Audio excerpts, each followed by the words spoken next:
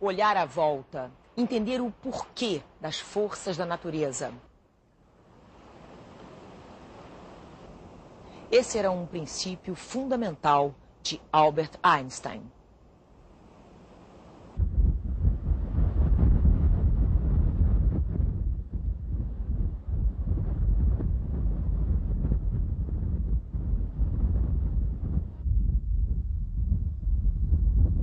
Muito se fala sobre Einstein, muitas histórias são atribuídas a ele. O Arquivo N conversou com um biógrafo de Einstein, John Stachel, para entender os caminhos desse homem que mexeu com a história da humanidade. Bom, estamos falando de um homem que nasceu no século retrasado, em Ulm, na Alemanha. O ano era 1879. O ano de 2005 lembra duas vezes Einstein. Seu cinquentenário de morte e ainda a comemoração dos 100 anos do clique, daquele momento em que todas as peças se encaixaram, o que ele chamou de teoria da relatividade restrita. E acredite, Einstein tinha apenas 26 anos. It's often the case with people of great talent that they sort of have an apprenticeship when they do good work but nothing outstanding. And then suddenly something clicks and the great leap forward, as they would say in China, takes place. A great change in their work happens. Happened, for example, with Balzac. He wrote many novels as a young man, which were not particularly distinguished, and he later wouldn't have them republished because he was not proud of them. Then suddenly came, clicked, and he started to work, produce the great series, La Comédie Humaine. With Einstein, something similar. His early works are acceptable. They were accepted by the Annales de Physique, which was the leading physics journal of that time, but they were not exceptional. If you just looked at those works, you would say, okay, it's a reasonably talented young man, but nothing special. But then in 1905, everything seems to have fitted together, and he took off, so to speak, and after that, there was no stopping him. So from a patent office clerk, within a couple of years, he got a job in the university as assistant professor, then full professor, then he's invited to Berlin to be a member of the Academy of Sciences, with the right to teach, but no obligation to teach, just to devote himself to research completely. This all happens within the space of 8 years after 1905, that he rises like a meteor.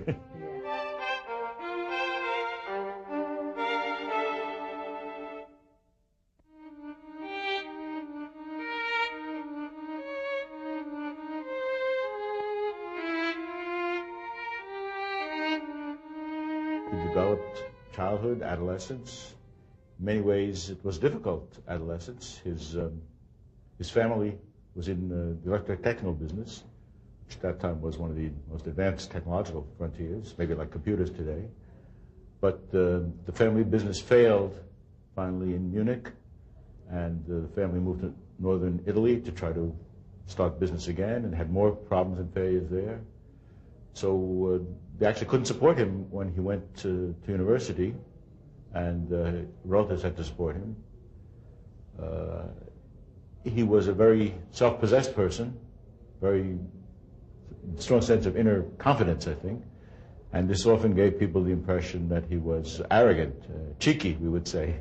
He was not. He was. Oh yes, he was. Oh yes.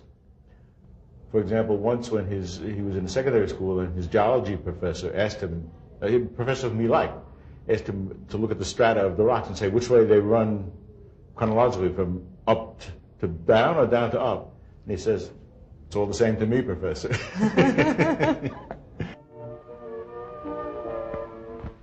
Simplicity was the way of the man himself at Kapput, his house in the lake area outside Berlin.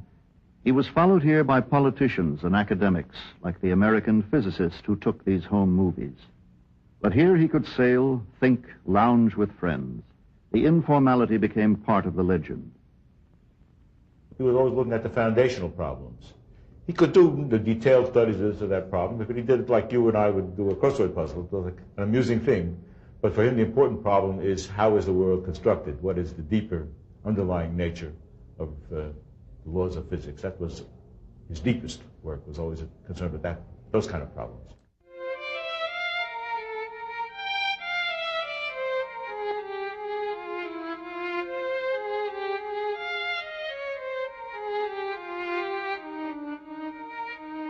Ele insistiu sobre o fato que não é a ciência que vai nos dizer que é o bem, que é o mal.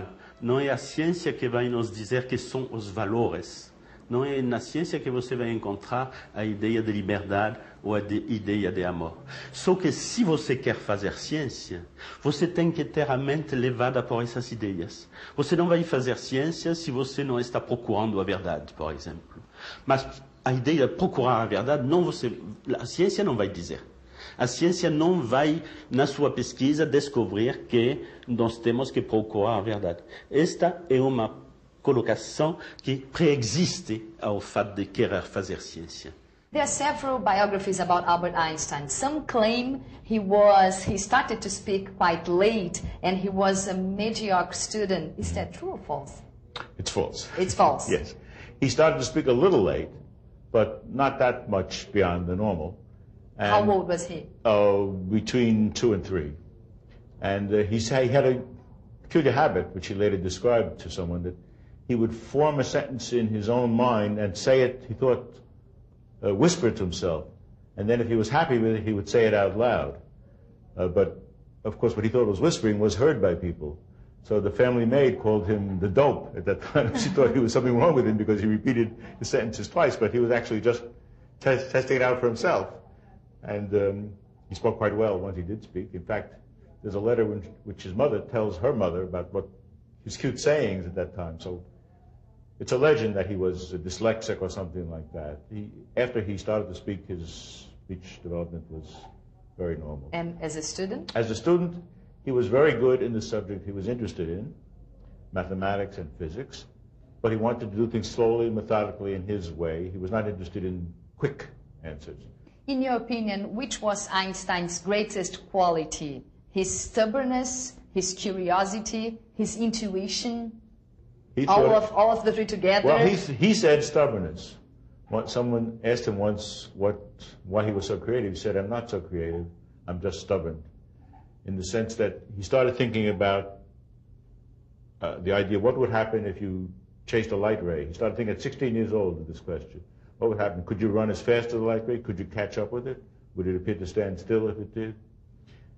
So many adolescents could think about such a question, but Einstein thought about it, continued to think about it, and productively, not just spinning his wheels, so to speak, thought about it productively, and he saw it, in retrospect, that was the beginning of his work on the special theory of relativity, 10 years later completed. So 10 years to work on special relativity. Then in 1907, he started to think about the relation between gravitation and special relativity. And he soon decided that there's no way to fit gravitation into the special theory of relativity. The theory must be generalized. And he worked on that for almost 10 years. He didn't complete this general theory of relativity till the end of 1915.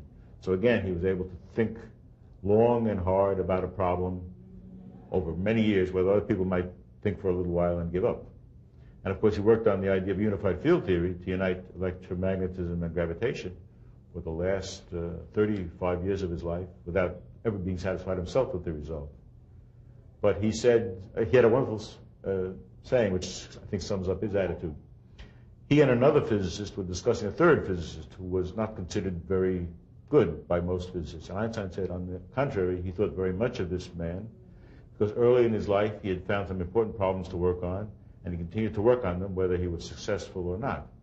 And Einstein said, I don't think much of a carpenter who, if he has to bore a hole in a piece of wood, looks for the thin spot. You bore the hole where it's needed, not where it's easy to do. That sort of sums up his approach. There was a conflict in his mind. Could a pacifist commit himself to a military struggle against fascism? At a 54th birthday dinner in New York, he had spoken English for the first time in public. Dear friend, I was so covered with flowers that it's very difficult for me to bring to you my humble words. But I do it in German. Die Bedeutung der Jerusalemer Universität für das jüdische Volk. Jerusalem University has particular meaning now. Jews in Europe are being extensively denied access to education and the professions. Von dieser geistigen Not habe ich im Laufe der Jahre viel Trauriges Over the years, I have read and heard much of this sorrow. It is not easy to say where the western boundaries of Europe are to be found. Einstein made one more trip to England that summer. He went into seclusion. The Nazis put a price on his head. In London, he made a last speech to Europeans before he left for Princeton. His personal despair for mankind was apparent. I am glad that you have me given the opportunity of expressing to you here my deep sense of gratitude as a man, as a good European, and as a Jew.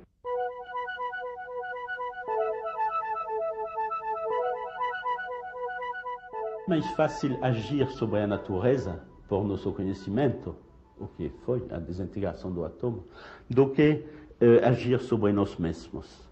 É uma palavra que filósofo da antiguidade podia ter dito se conhecia a desintegração do átomo, porque é uma maxime de sabedoria universal, esta, que é mais fácil agir sobre as coisas do mundo externas do que sobre si mesmo.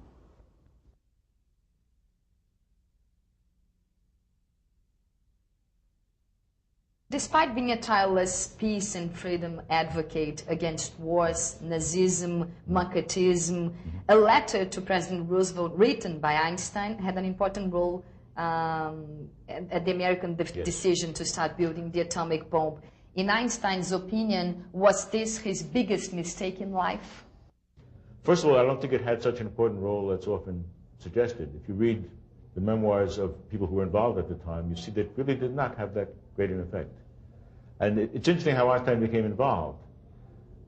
He was at the Solvay Congresses in Belgium in the 1930s, and, well, started much earlier, but he became friendly with the Belgian royal family, the King and Queen of Belgium, and it was because of that that Leo Szilard and Edward Teller approached him, because at that time one of the main sources of uranium in the world was the Belgian Congo in Africa. And they were afraid the uranium supply would fall into German hands. Mm-hmm. So they wanted the royal family to do something to prevent this. Then they decided they were all foreigners living in the United States. They can't communicate with the foreign government, or it will be looked upon like, you know, some sort of treason. So they decided they had to send a letter to President Roosevelt, alerting him to the dangers of the atomic bomb being made by the Germans. So that was Einstein, as he says later on, that was his sole contribution, was to sign this letter, which essentially was drafted by these others who knew more about the facts of atomic possibilities of atomic weapons, because they knew the letter from Einstein would get Roosevelt's attention. But he certainly regarded it as afterwards as a great mistake in the sense of its consequences, but he said, what else could I do? What would have happened if the Germans had gotten the atomic weapon? We're very lucky because Hitler forced out the best German scientists out of Germany. If those scientists had stayed in Germany, they might well have developed the nuclear weapons first. You know what that could have meant for the world. Character of this development lies in its apparently compulsory trend. Every step appears as an unavoidable consequence of the preceding one. In the end, there beacons more and more clearly general annihilation. Einstein made several famous statements, among them, God does not play dice with the world, with the universe, and science without religion is lame, religion without science is blind. Did he believe in God? How did he see religion? Religion for him was somebody once, I think a group of American women were incensed about Einstein being admitted to the United States. They felt he was a godless atheist, and they sent him a telegram, do you believe in God? He said, I believe in the God of Spinoza. Now, if you know the God of Spinoza has nothing to do with human hopes and desires. A única coisa que eu posso dizer de Deus, diz Spinoza, é que a natureza, na toda sua potência e beleza, isso é Deus. Deus é a natureza. Então, Einstein tinha exatamente a mesma concepção e se refere a Spinoza. Então, a religiosidade, para ele, é esse sentimento na frente da natureza ou das realizações que se encontram na natureza, como o homem quando ele tem valor quando ele deixa se revelar seus valores.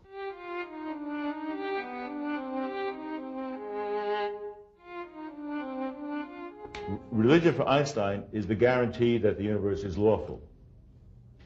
For example, why do you do a crossword puzzle? Because you think there's a solution, right? For Einstein, the universe is a puzzle, right?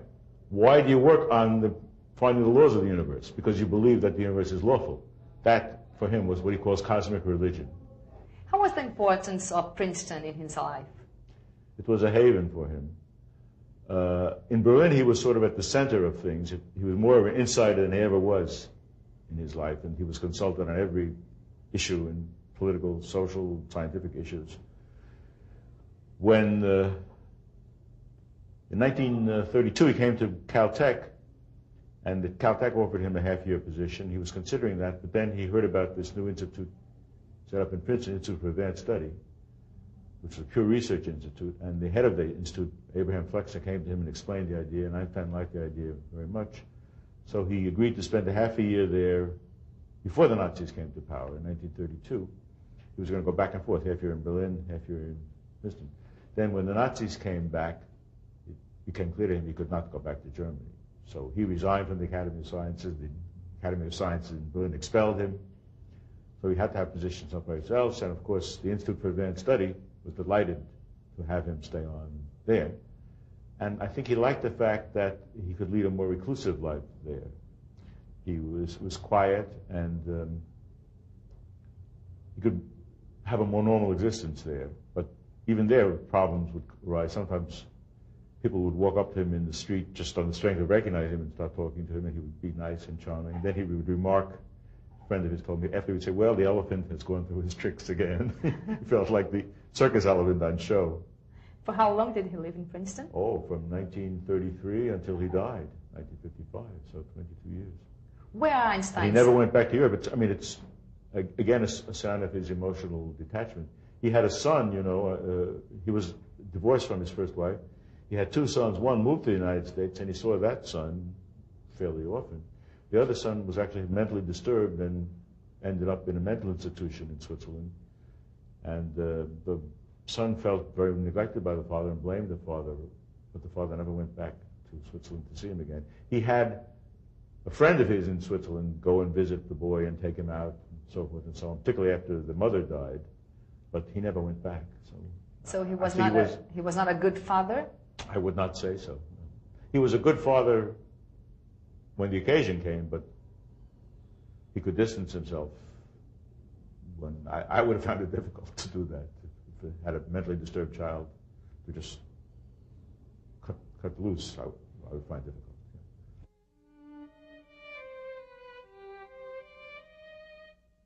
As he got older, he became more and more solitary. Yes, I think so. For example, he was very engaged politically, but as one of his assistants whom I met later on told me, he could go to sleep at night no matter what happened the day, during the day.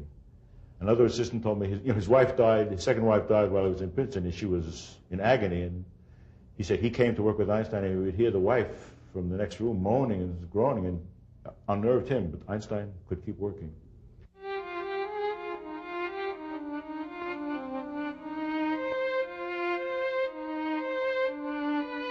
Did he play the violin well? Is that true or false? We happen to know, in the course of research for the first volume of the Einstein papers, we looked to find every document we could, and we actually found a report of the inspector of the secondary school that he went to, the music inspector, who commented on the playing, and he said Einstein work playing the violin was outstanding. Brilliant in German. It was brilliant, he says. So it was true that he really played the violin well.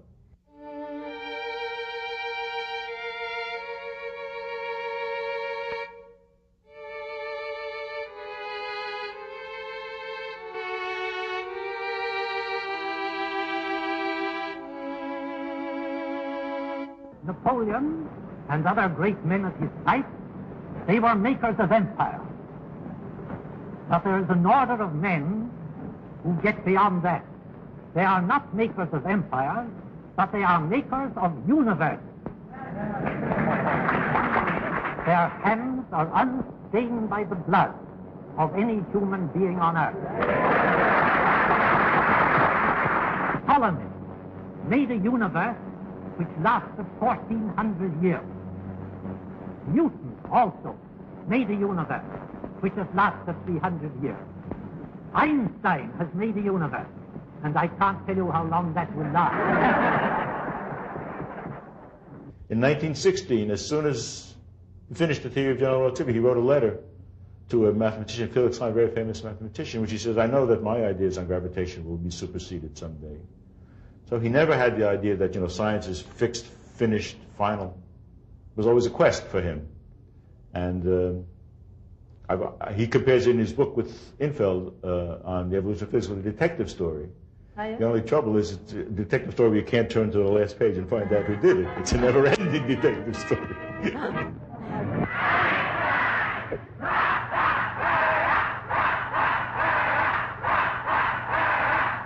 His welcome was the kind given to the heroes of the age.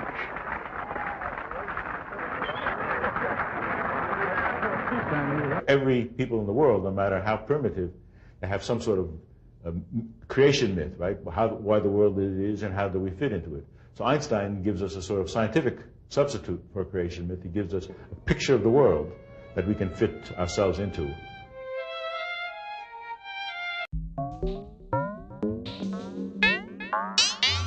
O espaço aberto vai entrar num universo diferente, cheio de fórmulas e equações, mas acima de tudo repleto de ideias, pensamentos tão extraordinários que revolucionaram a nossa compreensão de mundo. Teorias que revelaram novos conceitos e que foram criadas por um único homem. Essa é a nossa homenagem a um gênio da humanidade.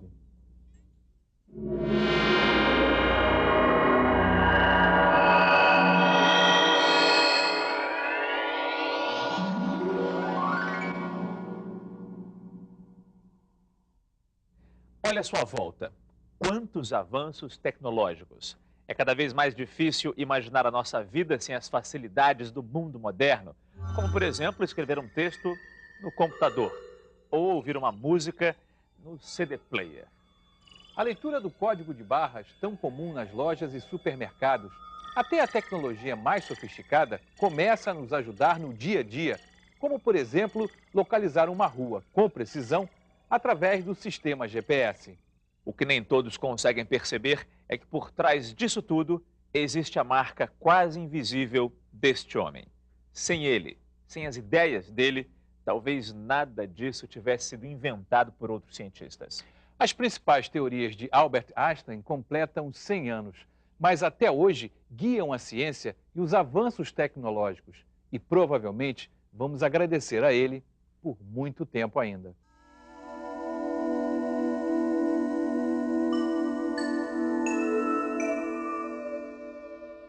Ninguém imaginava que as ideias de um jovem físico de 26 anos, avesso a instituições acadêmicas, fossem estimular um século de avanços tecnológicos e científicos. Não é à toa que aquele ano de 1905 ficou conhecido como Ano Miraculoso. Foram 5 estudos, pelo menos 3 impactantes: a teoria da relatividade especial, o movimento browniano e o efeito fotoelétrico. Se eu comparo a física com o jogo, o Einstein foi o grande artilheiro do século XX, né? Ele fez todos os gols imagináveis. As jogadas desse goleador, as contribuições dele vão além das acelerações de partículas próximas à velocidade da luz ou das medições de astros e fenômenos celestes. A física moderna, que Einstein, digamos assim, é um vértice fundamental, ela tem um impacto enorme na vida de todos nós. E nós não falamos aqui tanto do desenvolvimento no século, na segunda década do século XX, da física quântica, que está escorada nos trabalhos originais de Einstein e que permitiu todo um desenvolvimento de todos esses aparelhos que estão no entorno de nós, do computador, das máquinas digitais. Quer dizer, a física da matéria condensada a partir do átomo é um resultado decisivo da física moderna que impactou profundamente a vida de todos nós e o desenvolvimento científico e tecnológico dos países. A descrição de como a luz pode atuar como partículas, de como átomos emitem radiação e de como a velocidade e a gravidade afetam o ritmo do tempo também são muito importantes para a operação de equipamentos que já se incorporaram ao nosso dia a dia. É difícil enxergar um setor em que você não tenha uma decorrência direta ou indireta do trabalho de Einstein. Então, a câmara que nos filma nesse instante, essa câmara funciona através de uma série de processos eletromagnéticos e quânticos que associam luz e eletricidade. A porta do elevador, se alguém se interpuser no facho de luz visível ou não que tem ali na porta, você interrompe um circuito. Essa interrupção é feita pela falta do sinal de luz que estaria estimulando uma fotocélula colocada no batente do elevador. Esse é um processo que tem tudo a ver com o fenômeno fotoelétrico descoberto por Einstein em 1905. Você pega todo o sistema ligando luz e eletricidade, que está presente em tudo na vida, né? E até as formas operativas mais sofisticadas, CDs ou DVDs, fotocélulas de todo tipo, que estão presentes em tudo quanto é equipamento hoje, tem a ver com o legado de Einstein. Os aparelhos de GPS indicam latitude, longitude e altitude por meio de sinais dos 24 satélites do Sistema de Posicionamento Global que estão em órbita terrestre. Atualmente, a maior parte dos aparelhos pode detectar uma posição com precisão de 15 metros. Mas para isso é fundamental a teoria da relatividade, porque, segundo ela, relógios atômicos no espaço, movendo-se a 14.000 quilômetros por hora, como os do GPS, atrasam cerca de 7 microsegundos por dia em relação aos relógios estacionários. Além disso, existe a gravidade, que faz os relógios dos satélites rodar mais depressa 45 segundos. Portanto, o desvio geral do GPS é de 38 microsegundos. Se isso não for levado em conta, o erro diário nos cálculos do GPS seria de 11 quilômetros.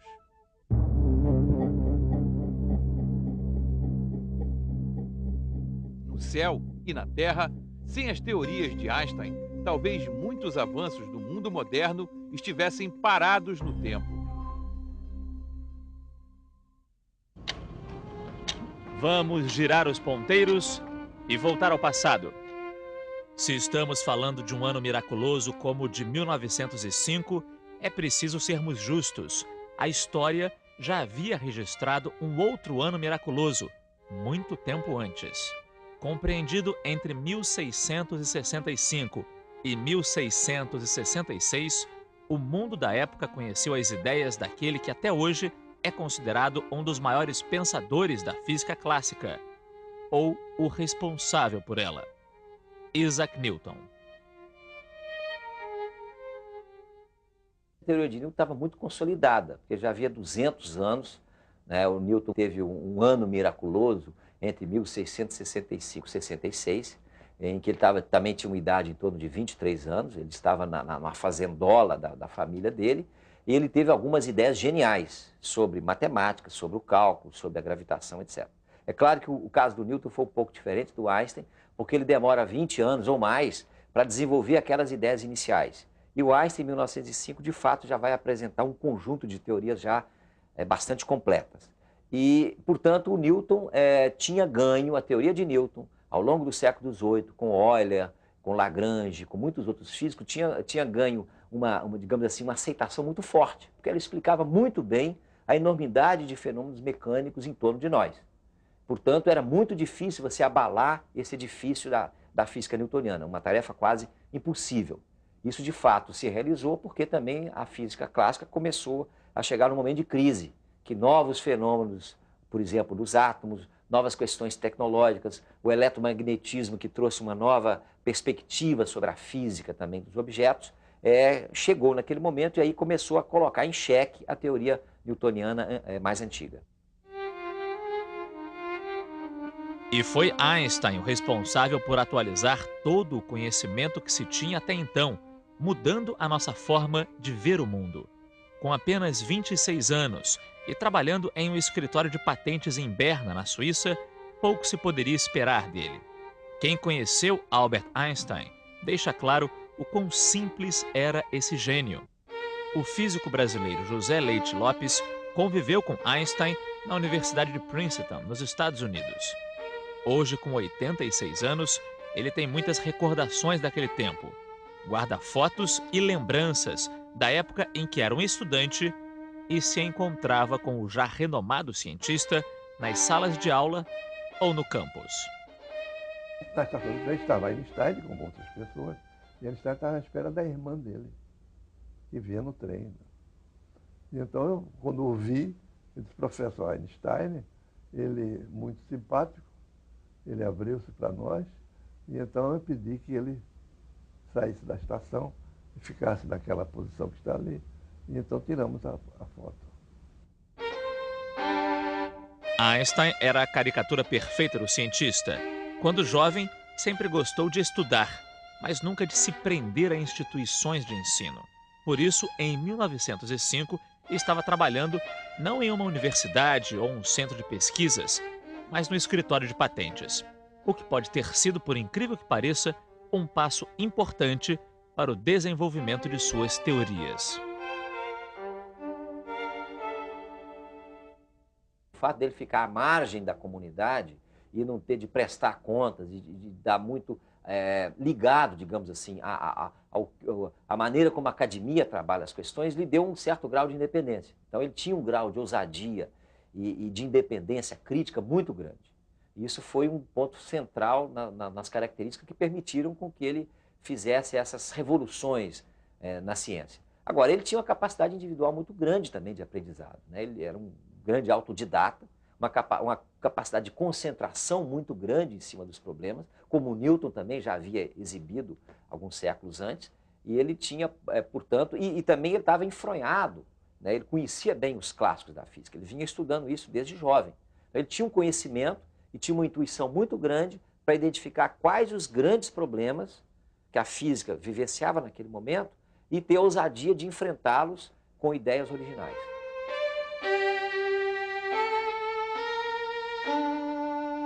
Eu acho que essa é uma bela lição para os professores. Gente inteligente não gosta de coisa chata. É preciso botar coisa estimulante, desafiar e não conduzir para a passividade, para a obediência. Nós precisamos de gente desobediente. O mundo precisa de gente que não concorda com o que está aí. O mundo não está grande coisa, diga-se de passagem. Mais do que antes, hoje é hora de produzir mais gente como Einstein, com uma profunda compreensão humanista do mundo. Quer dizer, um pacifista, um homem engajado nas coisas sociais, que olhava a ciência e o mundo com a irreverência de quem quer transformar. Einstein lançou um novo olhar para antigos conceitos sobre o espaço e o tempo.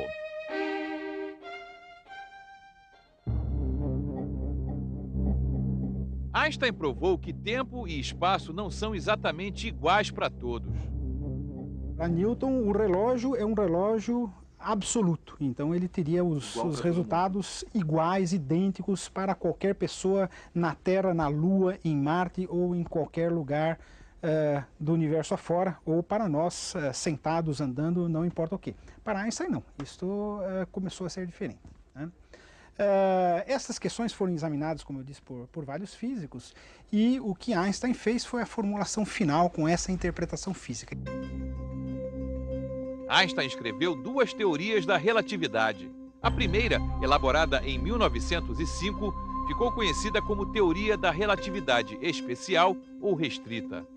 Essa teoria, ela, de certa maneira, ela faz uma revisão das nossas noções de tempo e espaço, que predominavam desde Galileu e de Newton, e leva a uma nova mecânica. Os resultados que ela traz, eles não são, digamos assim, tão perceptíveis na escala que nós estamos habituados, na qual a mecânica newtoniana descreve muito bem os fenômenos. Mas tem uma implicação grande para velocidades maiores, velocidades próximas à da luz. Então, para o comportamento da luz, para o comportamento de objetos, que se move a velocidades muito grandes, e isso implica em correções nas leis e nas teorias de Newton. O Einstein vai mostrar com a relatividade que se você está, por exemplo, viajando numa nave espacial com uma velocidade muito grande em relação a outra pessoa, o tempo para você anda num ritmo diferente. A medida da distância, do intervalo, a gente chama de intervalo espacial, entre dois acontecimentos, também depende de quem está observando. Evidentemente, isso não tem um impacto muito direto na vida cotidiana da gente, onde a física newtoniana, em boa parte, dá conta dos fenômenos mecânicos, né? Mas tem uma importância na visão de mundo. As ideias de Einstein deram origem a várias situações imaginárias, possíveis de acontecer em teoria, mas difíceis de se comprovar na prática. Por exemplo, vamos imaginar que eu estou aqui parado, num dia nublado, quando passa por mim um carro em alta velocidade, quase igual à velocidade da luz, no momento em que caem dois raios, um na frente e um atrás do carro, exatamente ao mesmo tempo, certo? Bem, se eu estiver dentro do carro em movimento, a situação vai ser diferente, porque primeiro eu vou ver o raio que cai na frente, na direção em que o veículo se move. Só depois, então, pelo retrovisor, eu vou ver o raio que cai atrás do carro. O fenômeno aconteceria porque, ao mesmo tempo em que o carro se desloca em direção ao relâmpago da frente, ele se afasta do relâmpago que cai atrás. E este relâmpago de trás deve percorrer uma distância maior do que o primeiro para chegar até o observador. Como a velocidade da luz é constante, o relâmpago da frente chega antes do de trás. O atraso é proporcional à velocidade do carro. Esse efeito de dilatação do tempo pode parecer estranho, mas já foi provado em experimentos com relógios de alta precisão em aviões. Difícil de entender? A complexidade das ideias de Einstein para um cidadão comum inspirou um encontro fictício e inusitado nas telas de cinema, quando Marilyn Monroe explica para Einstein a teoria da relatividade especial. Look, could I explain something to you? Certainly. What? The theory of relativity. Depois de provar que sabe a teoria da relatividade, Marilyn Monroe, da ficção, confessa que aprendeu, mas não entendeu. E o fictício Einstein revela que nem sempre o conhecimento é a verdade. You agree with me. I agree with someone else. We all have knowledge. We haven't come any closer to the truth of the moon. You can never understand anything by agreeing, by making definitions. Only by turning over the possibilities. That's called thinking. If I say I know, I stop thinking. As long as I keep thinking, I come to understand. That way I might approach some truth. Foi revirando as possibilidades que Einstein chegou a uma famosa equação, e é o próprio quem a explica. It followed from the special theory of relativity that mass and energy are but different manifestations of the same thing, a somewhat unfamiliar conception for the average mind. Furthermore, the equation E is equal mc squared, in which energy is put equal to mass multiplied with the square of the velocity of light, showed that very small amount of mass may be converted into a very large amount of energy, and vice versa. The mass and energy were in fact equivalent. Energia é igual a massa vezes a velocidade da luz ao quadrado. Talvez nem Einstein, com toda a sua genialidade, imaginasse até onde suas teorias pudessem levar o homem.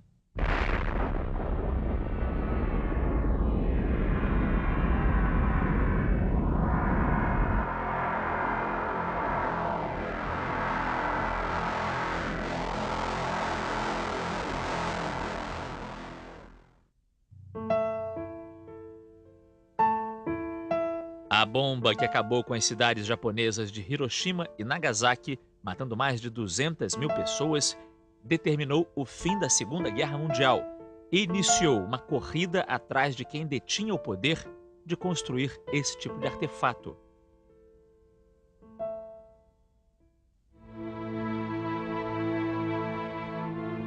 uma pequena equação, mas de grande impacto. Mudou as teorias de Newton, mudou todo o conhecimento de energia que se tinha no século XIX e abriu a porta para os estudos que levaram à bomba. Com a teoria da relatividade, Einstein deduz a famosa expressão energia igual a massa vezes velocidade da luz ao quadrado. Então isso significa que massa pode ser transformada em energia e vice-versa. Isso vai ter uma implicação tecnológica enorme, porque na década de 30 vai permitir o surgimento dos reatores nucleares, depois o desenvolvimento da bomba atômica. Quer dizer, essa fórmula, essa expressão, evidentemente ela não gera imediatamente a energia nuclear, o seu uso, porque tem todo um caminho tecnológico e de aprofundamento científico muito grande, mas é a base disso. Então essa profunda modificação no cotidiano de todos nós, em que nós vemos as centrais nucleares em Angra dos Reis, por exemplo, ou vemos o impacto político e militar que isso trouxe para o mundo, a questão das armas nucleares, isso também está relacionado com a teoria da relatividade. Einstein sempre teve um perfil pacifista. Com 16 anos, solicitou a cidadania suíça para escapar do serviço militar na Alemanha. Durante a Primeira Guerra Mundial, era um dos poucos cientistas que se opunham ao conflito.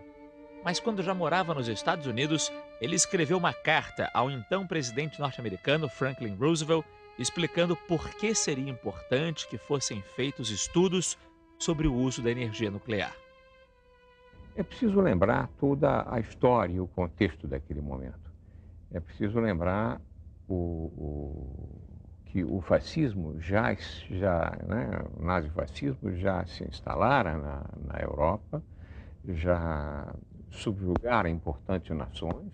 A França foi, por exemplo, subjugada, e não só ela, e o fato de que era conhecido que a fissão nuclear era do domínio de pesquisadores que estavam na Alemanha. Então, a potencialidade destrutiva da física nuclear já estava dada.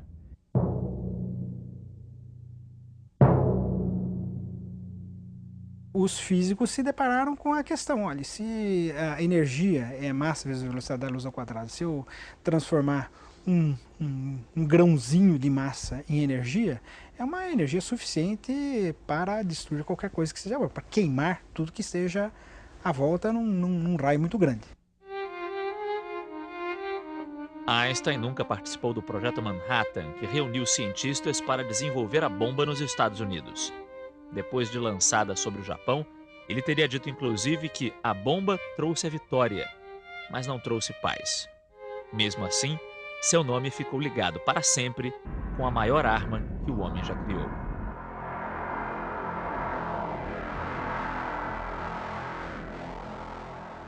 A equação virou um símbolo do dilema da humanidade. Trouxe destruição, mas também permitiu o desenvolvimento da energia nuclear, com todas as suas aplicações, entre elas a que salva vidas, a medicina nuclear. E mais, a equação inspira novas perspectivas até hoje.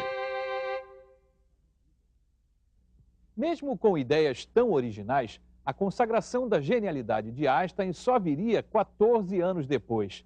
Mas essa é uma outra história que você vai ver no próximo programa.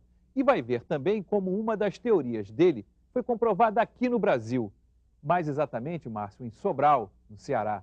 Ainda no próximo Espaço Aberto, Ari, vamos conhecer a dança microscópica, que levou à comprovação da existência da molécula, sem esquecer da teoria mais revolucionária de todas, uma hipótese que explica a natureza da luz.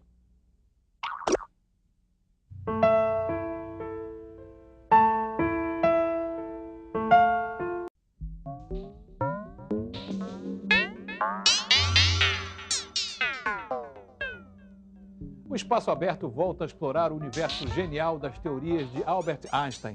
É a nossa homenagem aos estudos que completam 100 anos, mas que ainda não envelheceram, Márcio. Nem um pouco, Ari. No programa de hoje, vamos comprovar a existência da molécula, entender a natureza da luz e mostrar como o jovem cientista amadureceu suas ideias e foi consagrado como um divisor na história da física.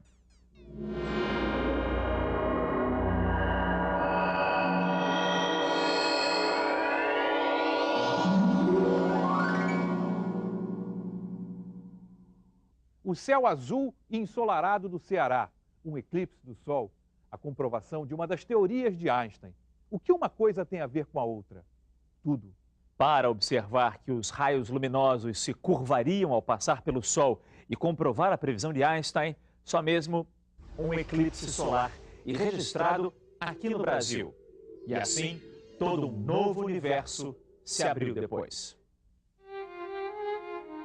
Cidade de Sobral, interior do Ceará.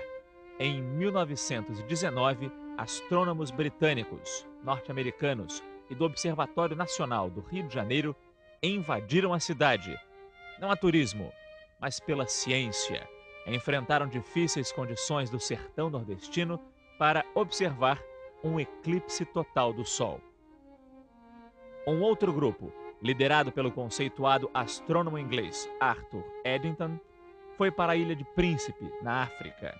Assim, esperavam comprovar o que, mais uma vez, Einstein, com sua incrível capacidade de abstração, teorizou cerca de 3 anos antes.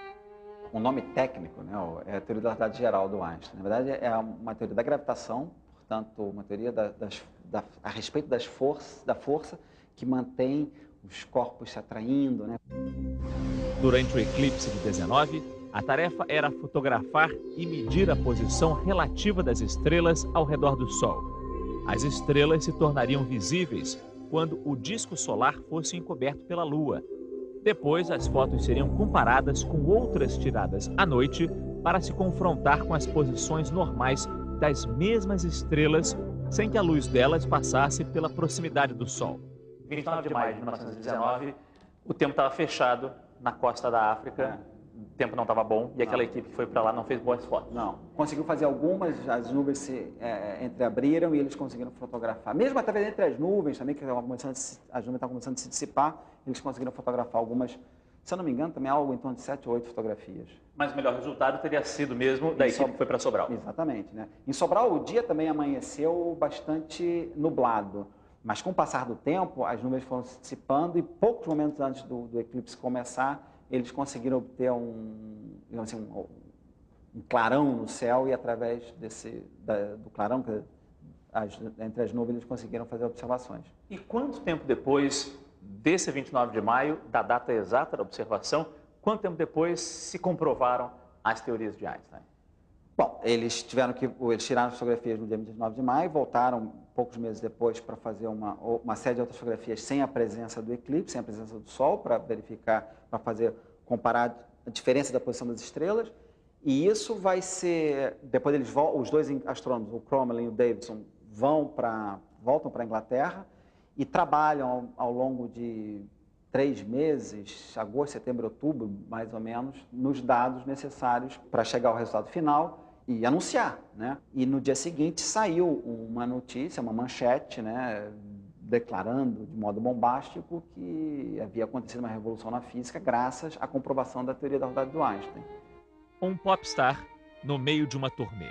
Assim poderia ser vista em 1925 a visita de Einstein ao Brasil. Já famoso pelas teorias que revolucionaram a física, ganhador do Prêmio Nobel, ele parou no Rio de Janeiro e em Montevidéu, no Uruguai, durante uma viagem que teve como destino a Argentina. No Rio ficou 8 dias.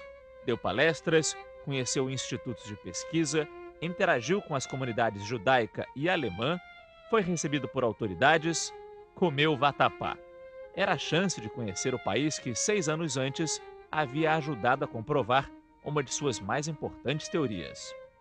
Houve alguma menção ao Brasil, ao fato de ter sido em Sobral, que ele viu comprovada a sua teoria? Houve algo a esse respeito? Sim, ele tem uma declaração que também é praticamente isso. Ele diz que o problema que o cérebro dele concebeu teria sido resolvido pelo radiante ou ensolarado céu brasileiro, né? Muito simpático. É, bastante simpático, né?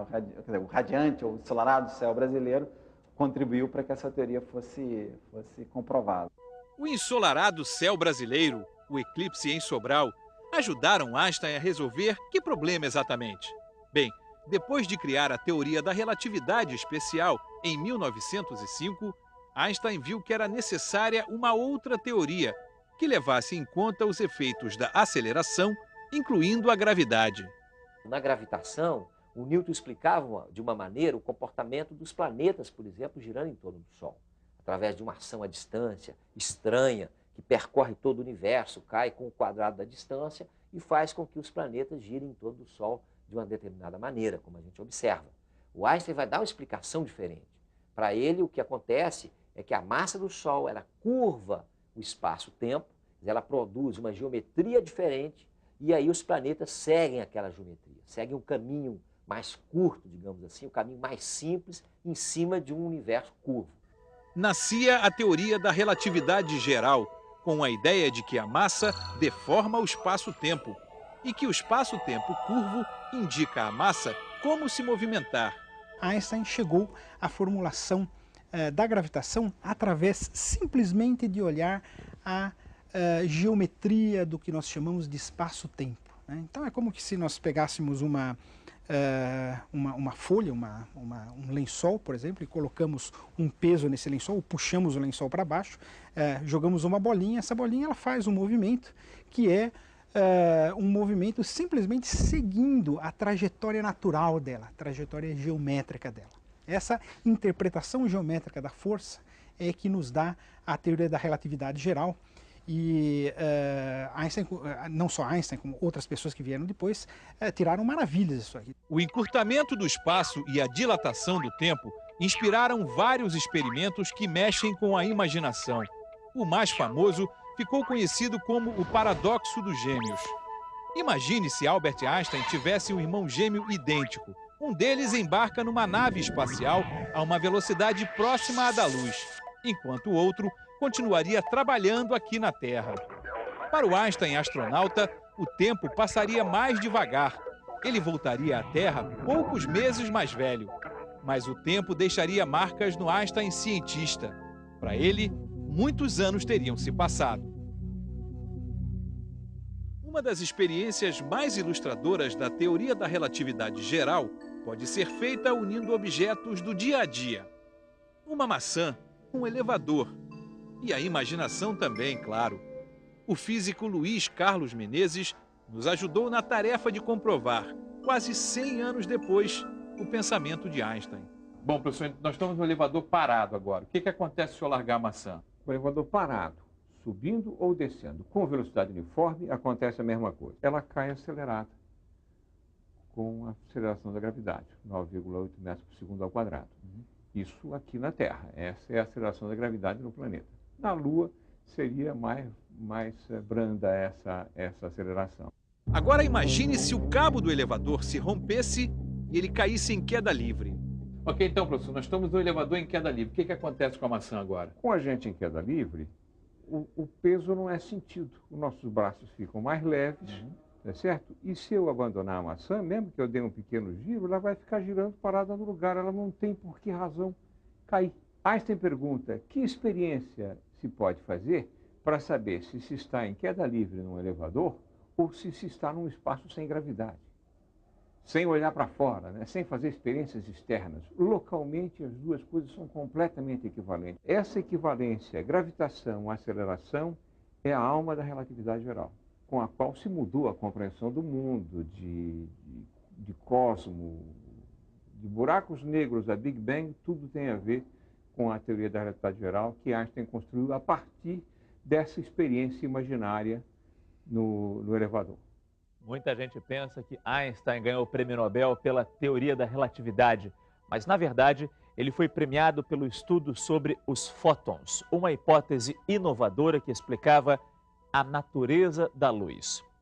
A teoria era tão revolucionária que levou 16 anos para ser consagrada e um importante avanço tecnológico desenvolvido a partir das ideias de Einstein só surgiu na década de 60, o laser. Locking phasers on target. They're locking phasers. Ray shields. Fire! Quando o filme é de ficção científica, lá está ele. Para os cineastas, é uma arma mortal.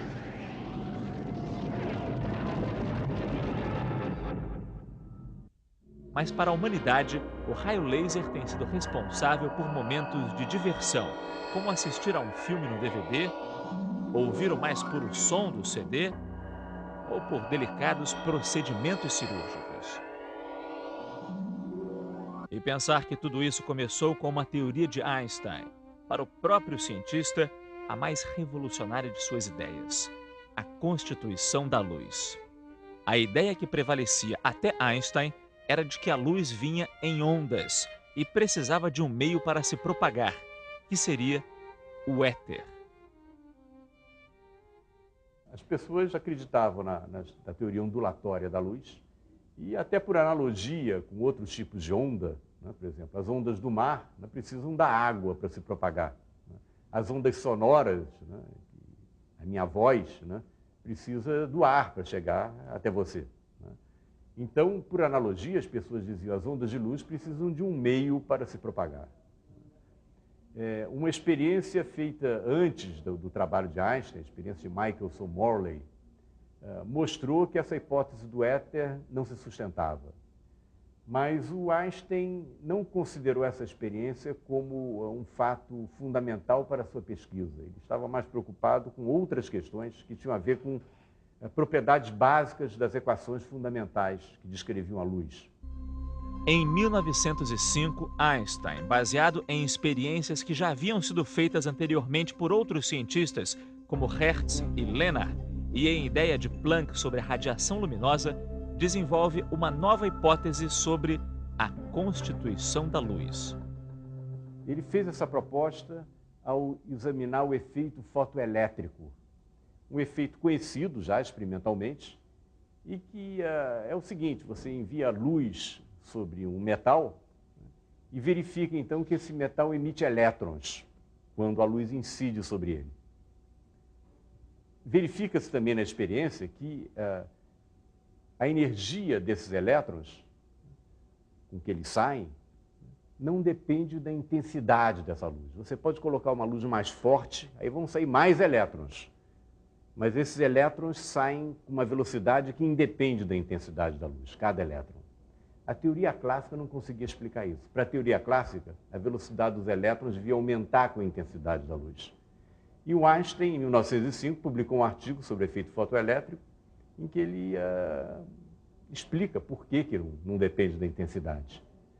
E nesse artigo ele diz a frase famosa: a luz se comporta como se fosse constituída de corpúsculos. Essa afirmação prudente do Einstein, como se fosse, né, mostra a resistência do próprio Einstein e da comunidade científica da época de entender a luz como algo que não fosse uma onda, que fosse constituída de corpúsculos. A resistência ao conceito de fóton era muito grande, não era só da comunidade científica em geral. O próprio Einstein levou muitos anos até aceitar esse conceito. Einstein imaginou que a energia luminosa não está distribuída de forma contínua no espaço, mas está repartida em pacotes discretos de energia, os quanta de luz, chamados posteriormente de fótons, ou seja, algo como átomos de luz. Em 1925, foram realizadas experiências que mostraram de forma imune a qualquer dúvida, né, que os fótons eram uma realidade. Esses lasers que vocês estão vendo aqui são uma consequência direta daquele trabalho.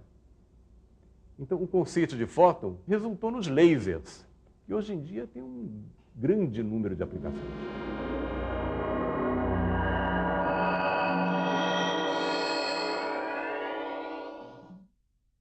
Em 1827, o botânico Robert Brown observou o pólen das flores flutuando na água usando um microscópio como este modelo. Ficou surpreso com o que viu. Os minúsculos grãos não paravam de se deslocar como numa dança interminável. Só Einstein conseguiu explicar o fenômeno. E foi outra revelação surpreendente. O movimento das pequenas partículas é provocado pelo choque com as moléculas do líquido, ou seja, foi a comprovação da existência da molécula. O Einstein, no seu trabalho sobre o movimento browniano, mostrou que as observações feitas pelo Brown, muitos anos antes, podiam ser explicadas supondo que um fluido consiste de moléculas em constante vibração. Quais foram as observações feitas pelo Brown? O Brown era botânico e ele observou que partículas de pólen depositadas sobre a superfície de um líquido têm um movimento na superfície desse líquido. E durante muitos anos os físicos se perguntavam qual era a origem desse movimento. Sabiam que devia estar associado a algum movimento do fluido, uma vez que essas partículas não tinham vida. Mas foi o Einstein quem botou o dedo na ferida, quem mostrou realmente que esse movimento dessas partículas era devido às colisões das moléculas do fluido contra essas partículas. Como as moléculas do fluido têm um movimento aleatório, ao colidir com essas partículas, imprimem a essas partículas uma velocidade. Então a partícula ganha uma velocidade, depois encontra outra molécula e muda a sua direção. Então a grande contribuição do Einstein em seu trabalho sobre o movimento browniano foi, primeiro, mostrar realmente que esse movimento browniano estava associado à composição molecular do fluido. Em segundo lugar, mostrar como, a partir da observação desse movimento, se poderiam determinar quantidades extremamente importantes para a caracterização molecular do líquido. Essa foi a contribuição do Einstein. Hoje, modernos aparelhos ajudam os físicos a estudar o movimento browniano. Na Universidade Federal do Rio de Janeiro, por exemplo, o físico Natan Bessa usa um equipamento chamado pinça ótica, a laser, e microscópicas bolinhas de poliestireno para obter imagens do movimento browniano. O laser percorre um trajeto de lentes e espelhos até entrar no sistema microscópico, onde passa a funcionar como uma pinça em escala celular. Por medida de segurança, usamos óculos especiais quando o laser é ligado. Pessoal, a gente está vendo ali no monitor que tem uma bolinha que o laser prende e depois, quando o laser não está prendendo, ela fica se movimentando no que é chamado movimento browniano. Mas explica o que é o movimento browniano. O movimento browniano é o efeito do choque das moléculas do líquido, no caso ali a água, com a bolinha. Você tem várias moléculas chocando com a água o tempo todo.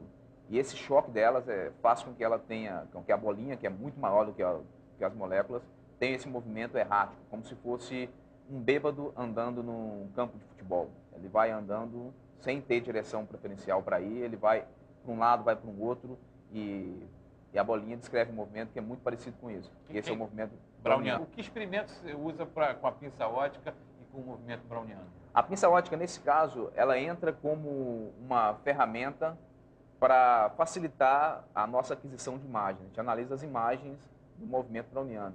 Então, ela segura o objeto e não deixa ele sair muito do campo de visão. De modo que aí a gente faz repetidas vezes o mesmo experimento para você ter uma estatística boa. Então, nesse caso, a pinça ótica entra simplesmente como um modo de simplificar o nosso trabalho, é uma parte técnica. Einstein nunca se conformou com as incertezas da física quântica, que mostra o comportamento de partículas de matéria e energia por meio de probabilidade. Ele acreditava na causalidade, o princípio pelo qual tudo na física segue leis rigorosas de causa e efeito. Essa insatisfação levou o gênio a percorrer um caminho, nos últimos anos de vida, que muitos biógrafos retrataram como um beco sem saída.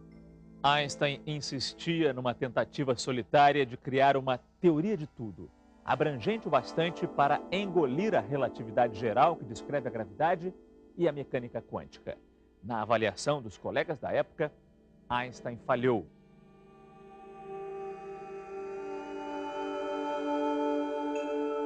O problema da unificação, do eletromagnetismo com a gravitação e da gravitação com a física quântica é um problema ultra atual, não resolvido. Eu acredito que esse seja, de fato, um dos grandes problemas do século XXI.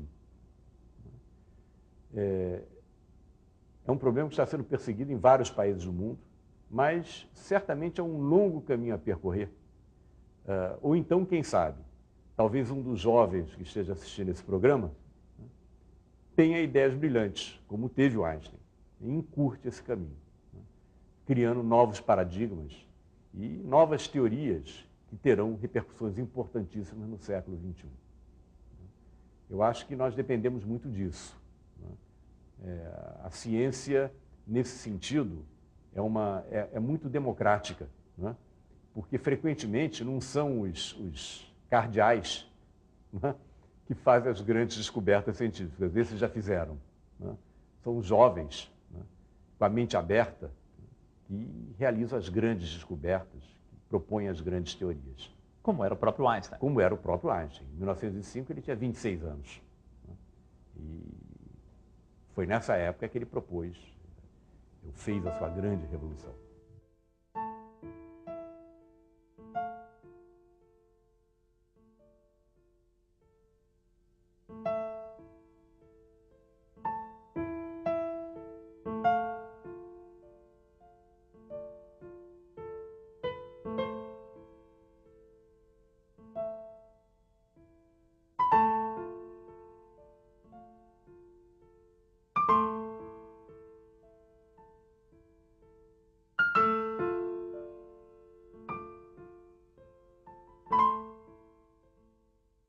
Dessa experiência imaginária no elevador.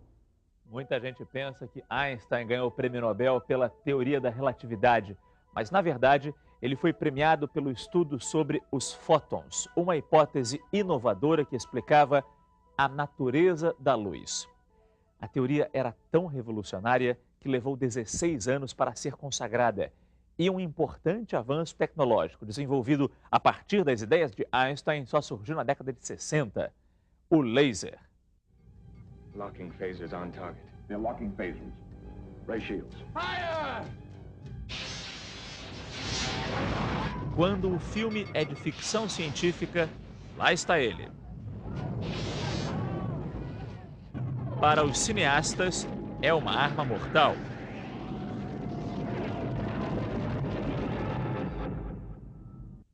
Mas para a humanidade, o raio laser tem sido responsável por momentos de diversão, como assistir a um filme no DVD, ouvir o mais puro som do CD, ou por delicados procedimentos cirúrgicos.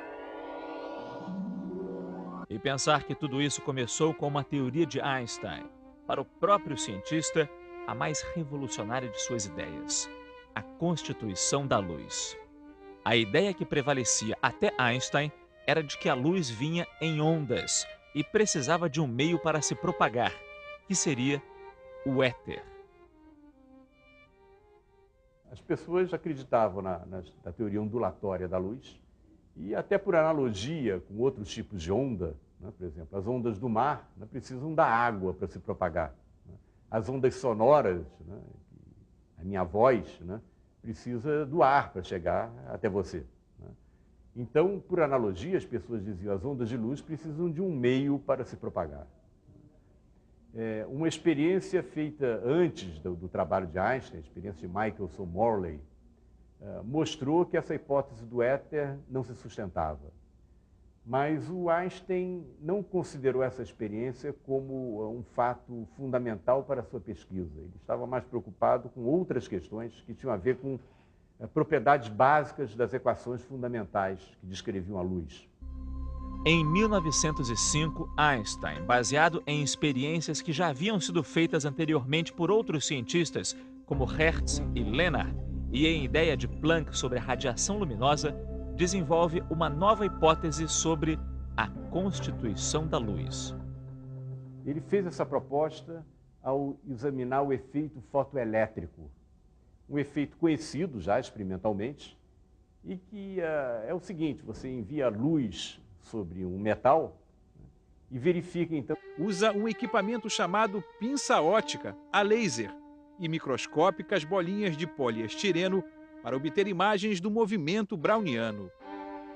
O laser percorre um trajeto de lentes e espelhos até entrar no sistema microscópico, onde passa a funcionar como uma pinça em escala celular. Por medida de segurança, usamos óculos especiais quando o laser é ligado. Pessoal, a gente está vendo ali no monitor que tem uma bolinha que o laser prende e depois, quando o laser não está prendendo, ela fica se movimentando no que é chamado movimento browniano. Mas explica o que é o movimento browniano. O movimento browniano é o efeito do choque das moléculas do líquido, no caso ali a água, com a bolinha. Você tem várias moléculas chocando com a água o tempo todo.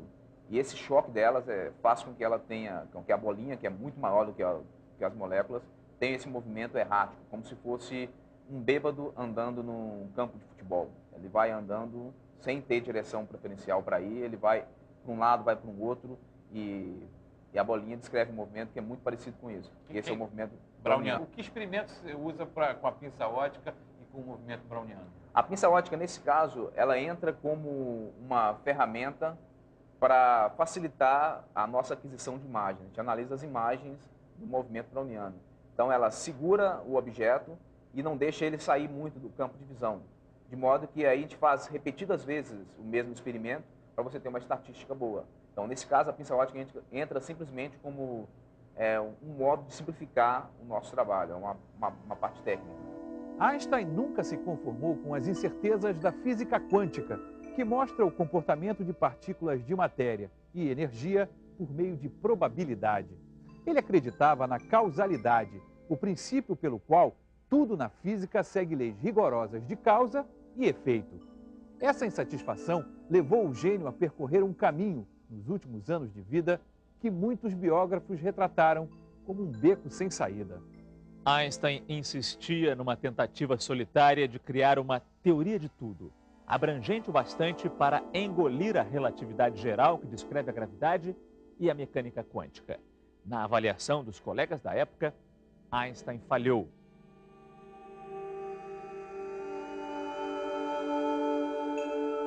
O problema da unificação, do eletromagnetismo com a gravitação e da gravitação com a física quântica é um problema ultra atual, não resolvido. Eu acredito que esse seja, de fato, um dos grandes problemas do século XXI.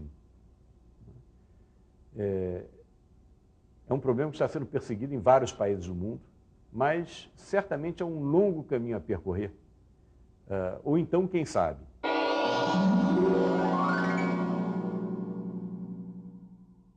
O céu azul e ensolarado do Ceará, um eclipse do Sol, a comprovação de uma das teorias de Einstein. O que uma coisa tem a ver com a outra? Tudo. Para observar que os raios luminosos se curvariam ao passar pelo Sol e comprovar a previsão de Einstein, só mesmo um eclipse solar e registrado aqui no Brasil. E assim, todo um novo universo se abriu depois. Cidade de Sobral, interior do Ceará. Em 1919, astrônomos britânicos, norte-americanos e do Observatório Nacional do Rio de Janeiro invadiram a cidade, não a turismo, mas pela ciência. Enfrentaram difíceis condições do sertão nordestino para observar um eclipse total do Sol. Um outro grupo, liderado pelo conceituado astrônomo inglês Arthur Eddington, foi para a Ilha de Príncipe, na África. Assim, esperavam comprovar o que, mais uma vez, Einstein, com sua incrível capacidade de abstração, teorizou cerca de 3 anos antes. O nome técnico, né, é a teoria da relatividade geral do Einstein. Na verdade, é uma teoria da gravitação, portanto, uma teoria a respeito da força que mantém os corpos se atraindo, né? Durante o eclipse de 19, a tarefa era fotografar e medir a posição relativa das estrelas ao redor do Sol. As estrelas se tornariam visíveis quando o disco solar fosse encoberto pela Lua. Depois, as fotos seriam comparadas com outras tiradas à noite para se confrontar com as posições normais das mesmas estrelas sem que a luz delas passasse pela proximidade do Sol. 29 de maio de 1919, o tempo estava fechado na costa da África. O tempo não estava bom e aquela equipe que foi para lá não fez boas fotos. Não. Conseguiu fazer algumas, as nuvens se entreabriram e eles conseguiram fotografar. Mesmo através entre as nuvens também, que as nuvens estavam começando a se dissipar, eles conseguiram fotografar algumas, se eu não me engano, também algo em torno de 7 ou 8 fotografias. Mas o melhor resultado teria sido mesmo da equipe que foi para Sobral. Exatamente. Né? Em Sobral, o dia também amanheceu bastante nublado. Mas com o passar do tempo, as nuvens foram se dissipando e poucos momentos antes do eclipse começar, eles conseguiram obter um clarão no céu e através do clarão, entre as nuvens, eles conseguiram fazer observações. E quanto tempo depois desse 29 de maio, da data exata da observação, quanto tempo depois se comprovaram as teorias de Einstein? Bom, eles tiraram as fotografias no dia 29 de maio, voltaram poucos meses depois para fazer uma série de outras fotografias sem a presença do eclipse, sem a presença do Sol, para verificar, para fazer 3 meses, agosto, setembro, outubro, mais ou menos, nos dados necessários para chegar ao resultado final e anunciar, né? E no dia seguinte saiu uma notícia, uma manchete, né, declarando de modo bombástico que havia acontecido uma revolução na física graças à comprovação da teoria da relatividade do Einstein. Um popstar no meio de uma turnê. Assim poderia ser vista em 1925 a visita de Einstein ao Brasil. Já famoso pelas teorias que revolucionaram a física, ganhador do Prêmio Nobel, ele parou no Rio de Janeiro e em Montevidéu, no Uruguai, durante uma viagem que teve como destino a Argentina. No Rio ficou 8 dias. Deu palestras, conheceu institutos de pesquisa, interagiu com as comunidades judaica e alemã, foi recebido por autoridades, comeu vatapá. Era a chance de conhecer o país que 6 anos antes havia ajudado a comprovar uma de suas mais importantes teorias. Houve alguma menção ao Brasil, ao fato de ter sido em Sobral, que ele viu comprovada a sua teoria? Houve algo a esse respeito? Sim, ele tem uma declaração que também é praticamente isso. Ele diz que o problema que o cérebro dele concebeu teria sido resolvido pelo radiante ou ensolarado céu brasileiro, né? Muito simpático. É, bastante simpático, né? O radiante ou ensolarado céu brasileiro contribuiu para que essa teoria fosse comprovada. O ensolarado céu brasileiro, o eclipse em Sobral, ajudaram Einstein a resolver que problema exatamente? Bem, depois de criar a teoria da relatividade especial em 1905, Einstein viu que era necessária uma outra teoria que levasse em conta os efeitos da aceleração, incluindo a gravidade. Na gravitação, o Newton explicava de uma maneira o comportamento dos planetas, por exemplo, girando em torno do Sol, através de uma ação à distância estranha, que percorre todo o universo, cai com o quadrado da distância e faz com que os planetas girem em torno do Sol de uma determinada maneira, como a gente observa. O Einstein vai dar uma explicação diferente. Para ele, o que acontece é que a massa do Sol ela curva o espaço-tempo, ela produz uma geometria diferente e aí os planetas seguem aquela geometria, seguem um caminho mais curto, digamos assim, um caminho mais simples em cima de um universo curvo. Nascia a teoria da relatividade geral, com a ideia de que a massa deforma o espaço-tempo e que o espaço-tempo curvo indica à massa como se movimentar. Einstein chegou à formulação da gravitação através simplesmente de olhar a geometria do que nós chamamos de espaço-tempo, né? Então é como que se nós pegássemos uma folha, um lençol, por exemplo, e colocamos um peso nesse lençol, puxamos. Leo Szilard and Edward Teller approached him because at that time one of the main sources of uranium in the world was the Belgian Congo in Africa, and they were afraid the uranium supply would fall into German hands. So they wanted the royal family to do something to prevent this. Then they decided they were all foreigners living in the United States. They can't communicate with the foreign government or it will be looked upon like, you know, some sort of treason. So they decided they had to send a letter to President Roosevelt alerting him to the dangers of the atomic bomb being made by the Germans. So that was Einstein, as he says later on, that was his sole contribution, was to sign this letter, which essentially was drafted by these others who knew more about the facts of atomic possibilities of atomic weapons, because they knew the letter from Einstein would get Roosevelt's attention. But he certainly regarded it as afterwards as a great mistake in the sense of its consequences, but he said, what else could I do? What would have happened if the Germans had gotten the atomic weapon? We're very lucky because Hitler forced out the best German scientists out of Germany. If those scientists had stayed in Germany, they might well have developed the nuclear weapons first. You know, what that could have meant for the world. Character of this development lies in its apparently compulsory trend. Every step appears as an unavoidable consequence of the preceding one. In the end, there beacons more and more clearly general annihilation. Einstein made several famous statements, among them, God does not play dice with the world, with the universe, and science without religion is lame, religion without science is blind, Did he believe in God? How did he see religion? Religion for him was somebody once, I think a group of American women were incensed about Einstein being admitted to the United States. They felt he was a godless atheist, and they sent him a telegram, "Do you believe in God?" He said, "I believe in the God of Spinoza." Now, if you know the God of Spinoza has nothing to do with human hopes and desires.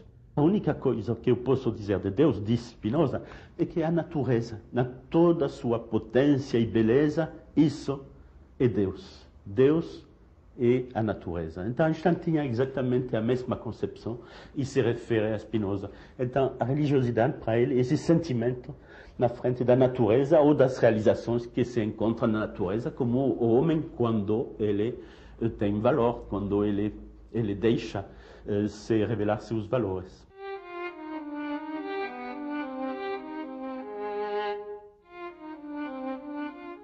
Religion for Einstein is the guarantee that the universe is lawful. For example, why do you do a crossword puzzle? Because Roosevelt, written by Einstein, had an important role at the American decision to start building the atomic bomb. In Einstein's opinion, was this his biggest mistake in life? First of all, I don't think it had such an important role that's often suggested. If you read the memoirs of people who were involved at the time, you see that it really did not have that great an effect. And it's interesting how Einstein became involved.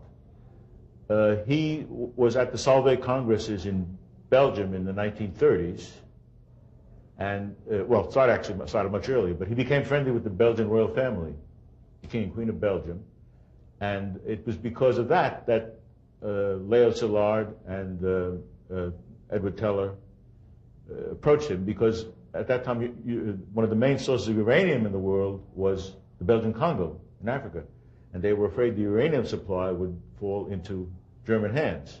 So they wanted the royal family to do something to prevent this. Then they decided they were all foreigners living in the United States. They can't communicate with the foreign government, or it will be looked upon like, you know, some sort of treason.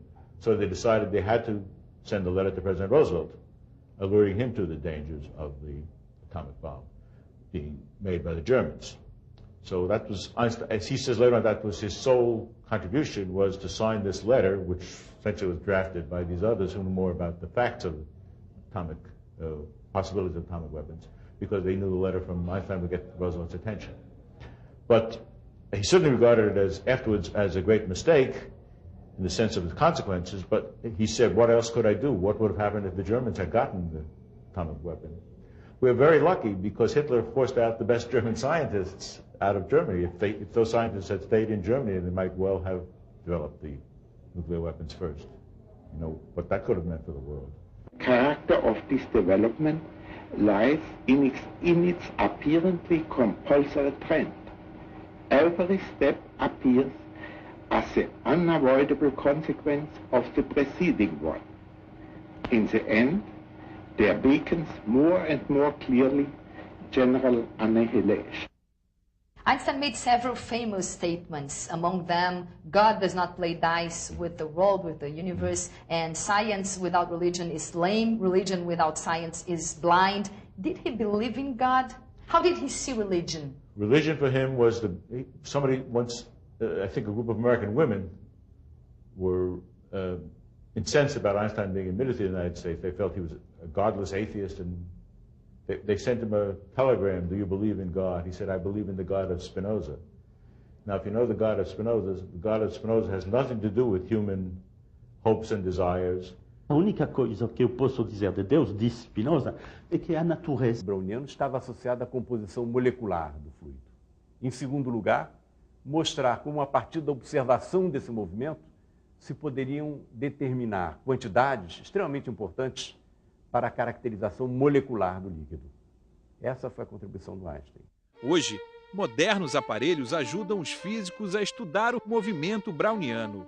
Na Universidade Federal do Rio de Janeiro, por exemplo, o físico Nathan Bessa usa um equipamento chamado pinça ótica, a laser, e microscópicas bolinhas de poliestireno para obter imagens do movimento browniano. O laser percorre um trajeto de lentes e espelhos até entrar no sistema microscópico, onde passa a funcionar como uma pinça em escala celular. Por medida de segurança, usamos óculos especiais quando o laser é ligado. Pessoal, a gente está vendo ali no monitor que tem uma bolinha que o laser prende e depois, quando o laser não está prendendo, ela fica se movimentando no que é chamado movimento browniano. Mas explica o que é o movimento browniano. O movimento browniano é o efeito do choque das moléculas do líquido, no caso ali a água, com a bolinha. Você tem várias moléculas chocando com a água o tempo todo. E esse choque delas faz com que ela tenha, com que a bolinha, que é muito maior do que as moléculas, tenha esse movimento errático, como se fosse um bêbado andando num campo de futebol. Ele vai andando sem ter direção preferencial para ir, ele vai para um lado, vai para um outro, e a bolinha descreve um movimento que é muito parecido com isso. E esse é o movimento browniano. O que experimento você usa com a pinça ótica e com o movimento browniano? A pinça ótica, nesse caso, ela entra como uma ferramenta para facilitar a nossa aquisição de imagem. A gente analisa as imagens do movimento browniano. Então, ela segura o objeto e não deixa ele sair muito do campo de visão. De modo que aí a gente faz repetidas vezes o mesmo experimento para você ter uma estatística boa. Então, nesse caso, a pinça ótica entra simplesmente como um modo de simplificar o nosso trabalho, é uma parte técnica. Einstein nunca se conformou com as incertezas da física quântica, que mostra o comportamento de partículas de matéria e energia por meio de probabilidade. Ele acreditava na causalidade, o princípio pelo qual tudo na física segue leis rigorosas de causa e efeito. Essa insatisfação levou o gênio a percorrer um caminho, nos últimos anos de vida, que muitos biógrafos retrataram como um beco sem saída. Einstein insistia numa tentativa solitária de criar uma teoria de tudo, abrangente o bastante para engolir a relatividade geral que descreve a gravidade e a mecânica quântica. Na avaliação dos colegas da época, Einstein falhou.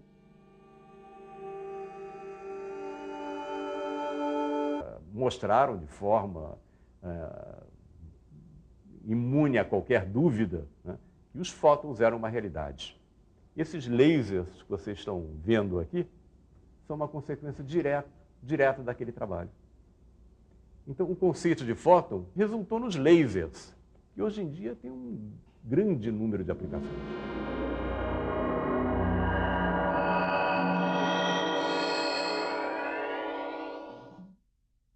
Em 1827, o botânico Robert Brown observou o pólen das flores flutuando na água usando um microscópio como este modelo. Ficou surpreso com o que viu. Os minúsculos grãos não paravam de se deslocar como numa dança interminável. Só Einstein conseguiu explicar o fenômeno. E foi outra revelação surpreendente. O movimento das pequenas partículas é provocado pelo choque com as moléculas do líquido, ou seja, foi a comprovação da existência da molécula. O Einstein, no seu trabalho sobre o movimento browniano, mostrou que as observações feitas pelo Brown, muitos anos antes, podiam ser explicadas supondo que um fluido consiste de moléculas em constante vibração. Quais foram as observações feitas pelo Brown? O Brown era botânico e ele observou que partículas de pólen depositadas sobre a superfície de um líquido têm um movimento na superfície desse líquido. E durante muitos anos os físicos se perguntavam qual era a origem desse movimento. Sabiam que devia estar associado a algum movimento do fluido, uma vez que essas partículas não tinham vida. Mas foi o Einstein quem botou o dedo na ferida, quem mostrou realmente que esse movimento dessas partículas era devido às colisões das moléculas do fluido contra essas partículas. Como as moléculas do fluido têm um movimento aleatório, ao colidir com essas partículas, imprimem a essas partículas uma velocidade. Então a partícula ganha uma velocidade, depois encontra outra molécula e muda a sua direção. Então a grande contribuição do Einstein em seu trabalho sobre o movimento browniano foi, primeiro, mostrar realmente que esse movimento browniano estava associado à composição molecular do fluido. Em segundo lugar, mostrar como, a partir da observação desse movimento, se poderiam determinar quantidades extremamente importantes para a caracterização molecular do líquido. Essa foi a contribuição do Einstein. Hoje, modernos aparelhos ajudam os físicos a estudar o movimento browniano. Na Universidade Federal do Rio de Janeiro, por exemplo, o físico Nathan Bessa usa um equipamento chamado pinça ótica, a laser, e microscópicas bolinhas de poliestireno para obter imagens do movimento browniano. O laser percorre onde passa a funcionar como uma pinça em escala celular. Por medida de segurança, usamos óculos especiais quando o laser é ligado. Pessoal, a gente está vendo ali no monitor que tem uma bolinha que o laser prende e depois, quando o laser não está prendendo, ela fica se movimentando no que é chamado movimento browniano. Mas explica o que é o movimento browniano. O movimento browniano é o efeito do choque das moléculas do líquido, no caso ali a água, com a bolinha. Você tem várias moléculas chocando com a água o tempo todo. E esse choque delas faz com que ela tenha, com que a bolinha, que é muito maior do que as moléculas, tenha esse movimento errático, como se fosse um bêbado andando num campo de futebol. Ele vai andando sem ter direção preferencial para ir, ele vai para um lado, vai para um outro, e a bolinha descreve um movimento que é muito parecido com isso. E esse é o movimento browniano. O que experimentos você usa com a pinça ótica e com o movimento browniano? A pinça ótica, nesse caso, ela entra como uma ferramenta para facilitar a nossa aquisição de imagens. A gente analisa as imagens do movimento browniano. Então, ela segura o objeto e não deixa ele sair muito do campo de visão. De modo que aí a gente faz repetidas vezes o mesmo experimento para você ter uma estatística boa. Então, nesse caso, a pinça ótica entra simplesmente como um modo de simplificar o nosso trabalho, é uma parte técnica. Einstein nunca se conformou com as incertezas da física quântica, que mostra o comportamento de partículas de matéria e energia por meio de probabilidade. Ele acreditava na causalidade, o princípio pelo qual tudo na física segue leis rigorosas de causa e efeito.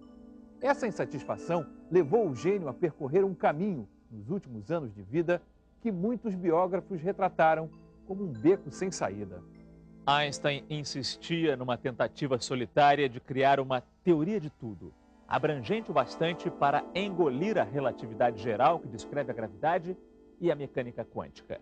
Na avaliação dos colegas da época, Einstein falhou.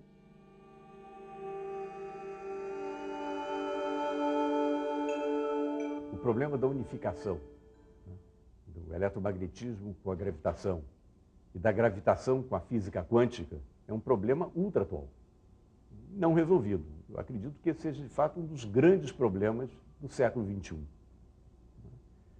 É um problema que está sendo perseguido em vários países do mundo, mas certamente é um longo caminho a percorrer.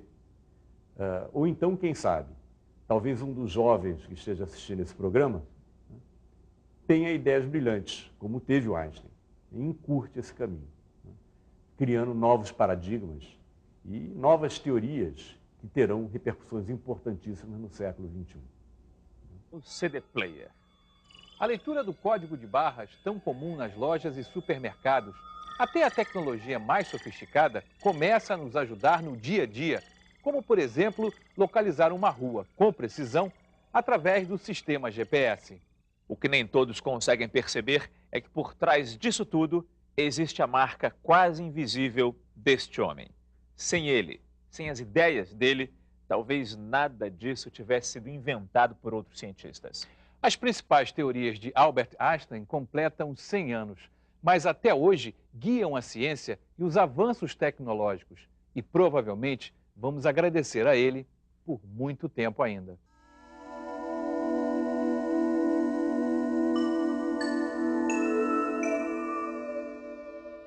Ninguém imaginava que as ideias de um jovem físico de 26 anos, avesso a instituições acadêmicas, fossem estimular um século de avanços tecnológicos e científicos. Não é à toa que aquele ano de 1905 ficou conhecido como Ano Miraculoso. Foram 5 estudos, pelo menos 3 impactantes: a teoria da relatividade especial, o movimento browniano e o efeito fotoelétrico.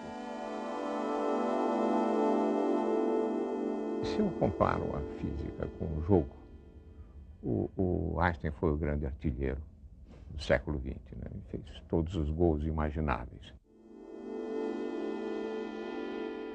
As jogadas desse goleador, as contribuições dele vão além das acelerações de partículas próximas à velocidade da luz ou das medições de astros e fenômenos celestes. da física moderna, que Einstein, digamos assim, é um vértice fundamental, ela tem um impacto enorme na vida de todos nós. E nós não falamos aqui tanto do desenvolvimento no século, na segunda década do século XX, da física quântica, que está escorada nos trabalhos originais de Einstein e que permitiu todo um desenvolvimento de todos esses aparelhos que estão no entorno de nós, do computador, das máquinas digitais. Quer dizer, a física da matéria condensada a partir do átomo é um resultado decisivo da física moderna que impactou profundamente a vida de todos nós e o desenvolvimento científico e tecnológico dos países. A descrição de como a luz pode atuar como partículas, de como átomos emitem radiação e de como a velocidade e a gravidade afetam o ritmo do tempo também são muito importantes para a operação de equipamentos que já se incorporaram ao nosso dia a dia. É difícil enxergar um setor em que você não tenha uma decorrência direta ou indireta do trabalho de Einstein.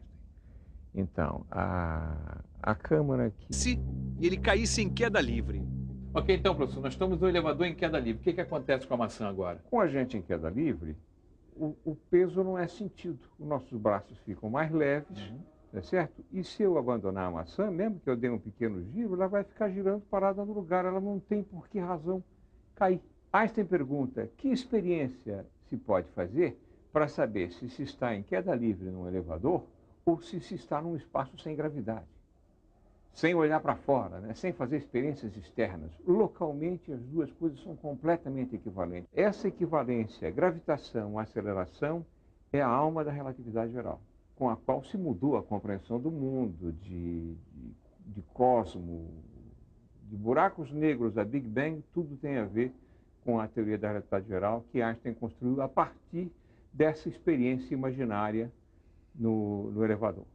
Muita gente pensa que Einstein ganhou o prêmio Nobel pela teoria da relatividade, mas, na verdade, ele foi premiado pelo estudo sobre os fótons, uma hipótese inovadora que explicava a natureza da luz. A teoria era tão revolucionária que levou 16 anos para ser consagrada, e um importante avanço tecnológico desenvolvido a partir das ideias de Einstein só surgiu na década de 60, o laser. Locking phasers on target. They're locking phasers. Ray shields. Fire! Quando o filme é de ficção científica, lá está ele. Para os cineastas, é uma arma mortal.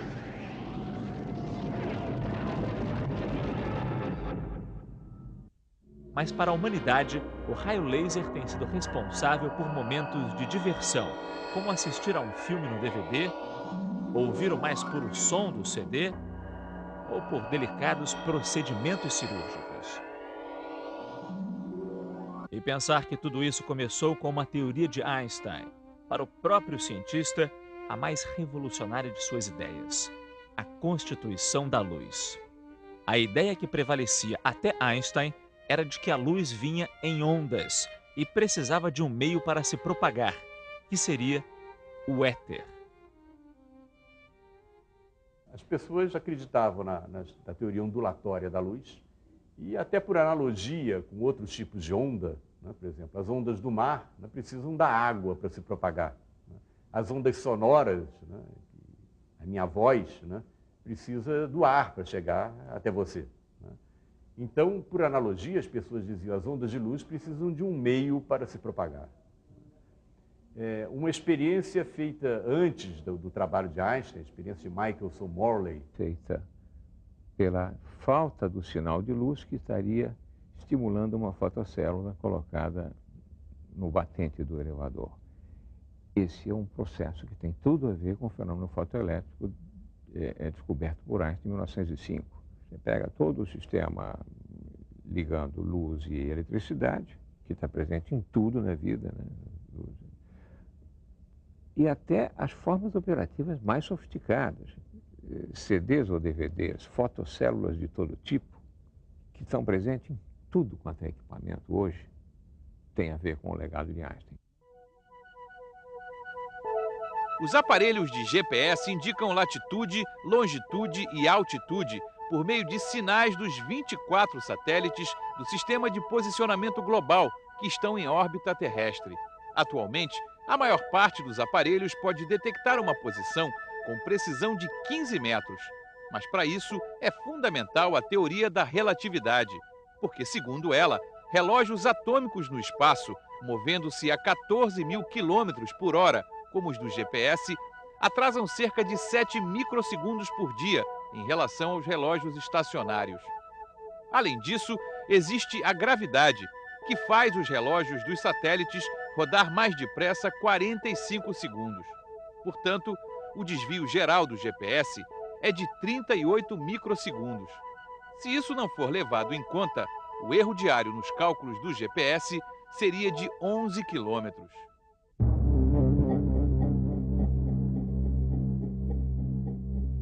No céu e na Terra, sem as teorias de Einstein, talvez muitos avanços do mundo moderno estivessem parados no tempo. Vamos girar os ponteiros e voltar ao passado. Se estamos falando de um ano miraculoso como o de 1905, é preciso sermos justos. A história já havia registrado um outro ano miraculoso, muito tempo antes. Compreendido entre 1665 e 1666, o mundo da época conheceu as ideias daquele que até hoje é considerado um dos maiores pensadores da física clássica, ou o responsável por ela, Isaac Newton.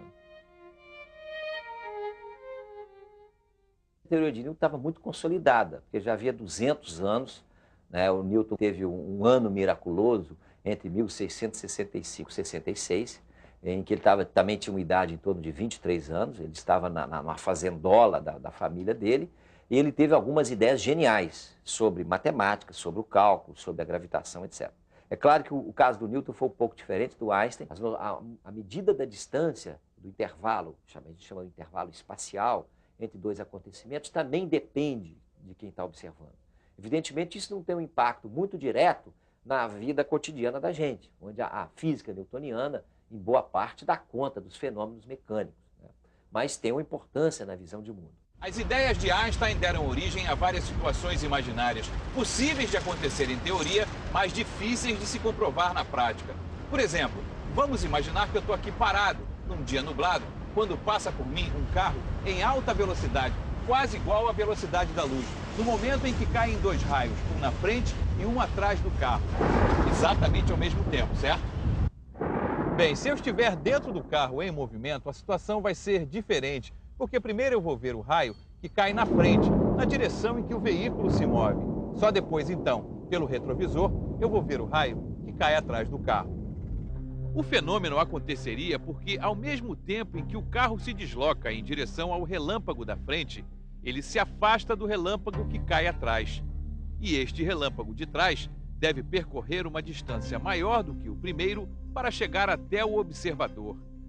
Como a velocidade da luz é constante, o relâmpago da frente chega antes do de trás. O atraso é proporcional à velocidade do carro.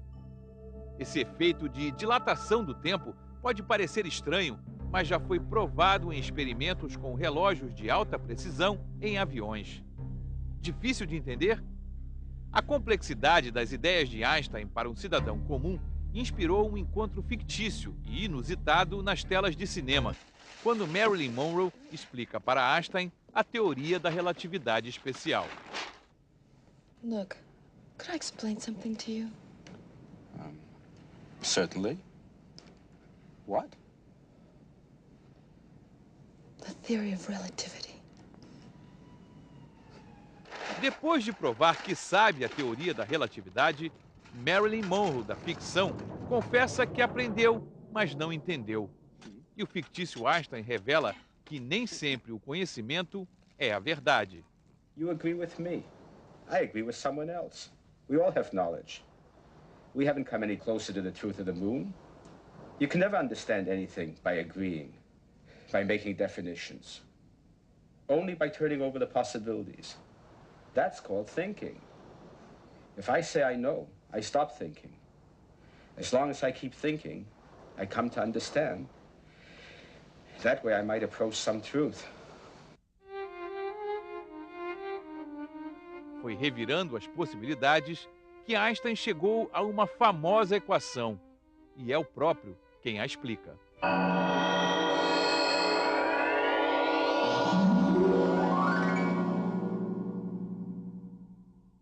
O céu azul e ensolarado do Ceará, um eclipse do Sol, a comprovação de uma das teorias de Einstein. O que uma coisa tem a ver com a outra? Tudo. Para observar que os raios luminosos se curvariam ao passar pelo Sol e comprovar a previsão de Einstein, só mesmo um eclipse solar e registrado aqui no Brasil.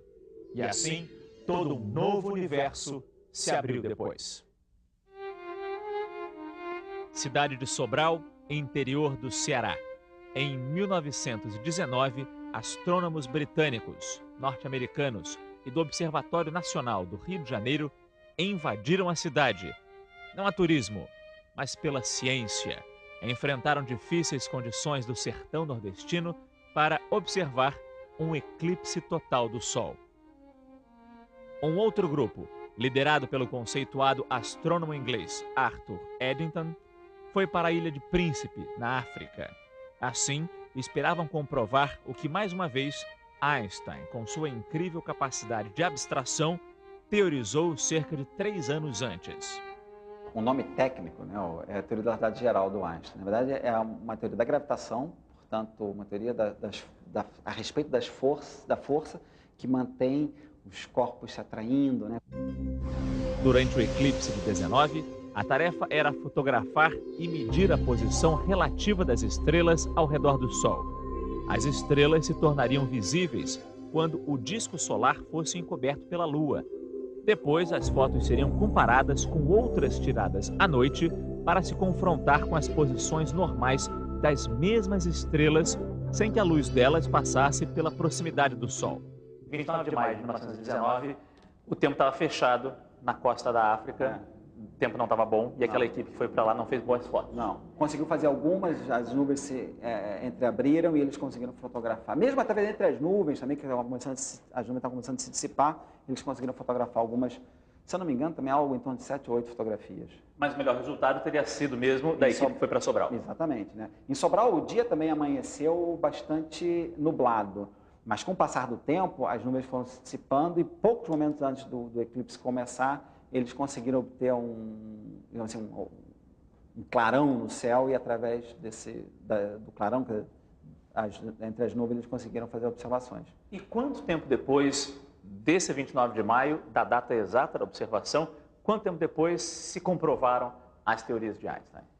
Bom, eles tiraram fotografias no dia 29 de maio, voltaram poucos meses depois para fazer uma série de outras fotografias sem a presença da gravitação, através simplesmente de olhar a geometria do que nós chamamos de espaço-tempo. Né? Então é como que se nós pegássemos uma folha, um lençol, por exemplo, e colocamos um peso nesse lençol, puxamos o lençol para baixo, jogamos uma bolinha, essa bolinha ela faz um movimento que é um movimento simplesmente seguindo a trajetória natural dela, a trajetória geométrica dela. Essa interpretação geométrica da força é que nos dá a teoria da relatividade geral.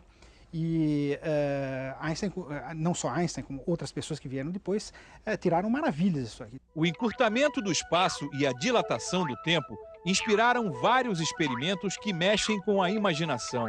O mais famoso ficou conhecido como o paradoxo dos gêmeos. Imagine se Albert Einstein tivesse um irmão gêmeo idêntico. Um deles embarca numa nave espacial a uma velocidade próxima à da luz, enquanto o outro continuaria trabalhando aqui na Terra. Para o Einstein astronauta, o tempo passaria mais devagar. Ele voltaria à Terra poucos meses mais velho. Mas o tempo deixaria marcas no Einstein cientista. Para ele, muitos anos teriam se passado.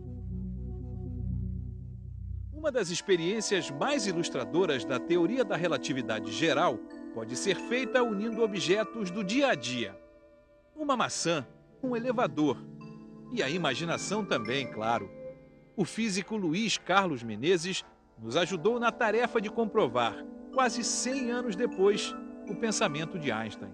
Bom, professor, nós estamos no elevador parado agora. O que acontece se eu largar a maçã? O elevador parado, subindo ou descendo, com velocidade uniforme, acontece a mesma coisa. Ela cai acelerada, com a aceleração da gravidade, 9,8 metros por segundo ao quadrado. Isso aqui na Terra. Essa é a aceleração da gravidade no planeta. Na Lua, seria mais branda essa aceleração. Agora imagine se o cabo do elevador se rompesse e ele caísse em queda livre. Ok, então, professor, nós estamos no elevador em queda livre. O que acontece com a maçã agora? Com a gente em queda livre, o peso não é sentido. Os nossos braços ficam mais leves, tá certo? E se eu abandonar a maçã, mesmo que eu dê um pequeno giro, ela vai ficar girando parada no lugar. Ela não tem por que razão cair. Einstein pergunta, que experiência se pode fazer para saber se se está em queda livre num elevador ou se se está num espaço sem gravidade? Sem olhar para fora, né? Sem fazer experiências externas. Localmente, as duas coisas são completamente equivalentes. Essa equivalência, gravitação, aceleração, é a alma da relatividade geral, com a qual se mudou a compreensão do mundo, de cosmo, de buracos negros, da Big Bang, tudo tem a ver com a